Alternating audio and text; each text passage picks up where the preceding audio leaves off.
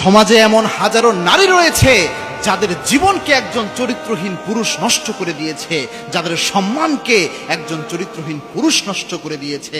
তারা চাইলে এই পুরুষের বিরুদ্ধে প্রতিশোধ নিতে পারে, কিন্তু তারা ধৈর্য ধারণ করে বিচারটা আল্লাহর কাছে ছেড়ে দেয় যে হে আল্লাহ, আমার বিশ্বাসকে ধোঁকা দিয়ে আমার জীবনটা তছনছ করে দিয়েছে এই পুরুষ, আল্লাহ আপনি তাকে দেখে নিয়েন। মনে রাখবেন, এরকম কোনো নারীকে যদি আপনি ধোঁকা দেন, কষ্ট দেন, কোনো নারীর জীবনকে যদি আপনি ছারখার করে দেন, আপনি মনে করিয়েন না এটার হিসাব আল্লাহ রাব্বুল আলামিন নেবেন না। ব্যাপারটি এমন নয়। এই পৃথিবীতে ইন্ডিভিজুয়াল প্রত্যেকটা জিনিসের হিসাব আল্লাহ রাব্বুল আলামিন in the day of judgement নেবেন। এবং কি আল্লাহর হাবিব সাল্লাল্লাহু আলাইহি ওয়াসাল্লাম জানিয়েছেন, কুল্লুকুম রাইন ওয়া কুল্লুকুম মাসউলুন আন রাইয়াতিহি। প্রত্যেককেই আল্লাহ রাব্বুল আলামিন আসামির কাঠ গলায় দাঁড় করাবেন, ফারদন বি ফারদিন, একা একা সবাইকে দাঁড়াইতে হবে আল্লাহ রাব্বুল আলামিনের সামনে।